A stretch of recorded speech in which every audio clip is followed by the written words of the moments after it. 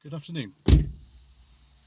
Today is the 13th of July and it's time for another one of these things that I do occasionally, which is talking about whether you really need certain features in a car.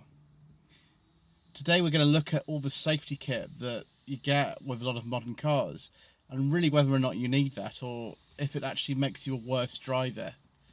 There's arguments for and against this, and so let's get into this. One of the things we've really seen over the last 25 years is the fact that cars have got a lot safer. These days, in order to get a full 5-star rating from the Euro NCAP testing program, you need all kinds of things: autonomous emergency braking, lane keeping assist, lane departure warning, blind spot detection. All these things contribute towards a car's safety score.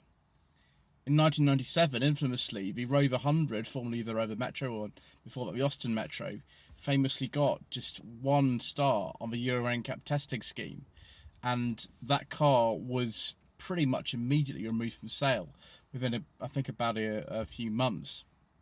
And, you know, that was the first time I'd ever seen something like that happen, in that, you know, the safety standards for that car were so inadequate that it had to be removed from sale.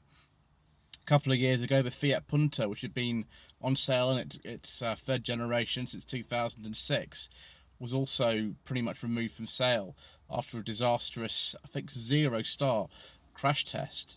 And if you look at the Fiat Punto crash test compared with the Rover 100 crash test, 21 years apart, they really are quite different. And a car that now would get 0 stars in 2018 would probably have got, I don't know, 4 stars at the time in 1997. So from that point of view, if you look at the sort of passive safety features of the car, like airbags, the way that the car body shells are designed, things like seatbelt pretensioners, and all other sort of passive safety features of the car, then clearly things have massively improved over the last 25 years. However, it's all the sort of active safety features I want to talk about. When my lady wife and I were driving back from Cheshire yesterday on the M6, I noticed that a couple of cars were just not being driven very well. And they were both 69 plate cars. One was a Volvo XC60, generally regarded as a very safe car. I think it was one of the first cars ever to have autonomous emergency braking fitted. And the other one a BMW X5. And it seemed to me that the drivers of these cars weren't particularly alert. The Volvo kept cutting in front of people, and the BMW very much was just in the middle lane and going really quite slowly, and I'm not sure the driver was paying much attention. These cars are fitted with things like lane keeping assistance, they're often fitted with adaptive cruise control and things like that.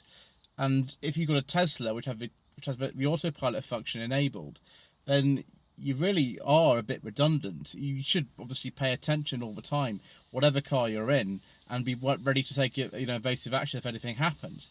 But Tesla do claim that a lot of the driving can be taken away entirely from you if you have the autopilot system enabled and it works. That means it can steer for you, it can brake for you, it can accelerate for you, it scans the road ahead of you. Nissan have a similar sort of system to some of their Leafs, and I have driven a car with lane keeping assistance on a motorway, and it was quite weird, but it kind of worked. I was surprised how well it actually worked. I didn't actually have to steer in the lane at all. Now, this doesn't work very well for services that are broken up, the lines that aren't very clear, but on the road that I was on, it worked very well. Another thing that cars have is traffic recognition, so they know what speed they're supposed to do in a certain area. Again, the car that I drove with the lane keeping assistance did have this, and it was very useful. However, I don't know if this is making people better drivers. I think that all the safety features they have, tyre pressure monitoring, and this just goes on, all these extra things that you can have, I'm not really sure that they're paying much attention, because they know that if the tyre pressures are low, they'll be alerted. If they're drifting out of the lane, they'll be alerted. if there's a car in front of them, the car will brake for them. I mean, how can that not make you slightly lazy as a driver? The Euro NCAP says that, you know, the more safety aid you have in your car, the safer it is. But is that really the case if someone's not paying attention as much as they would be?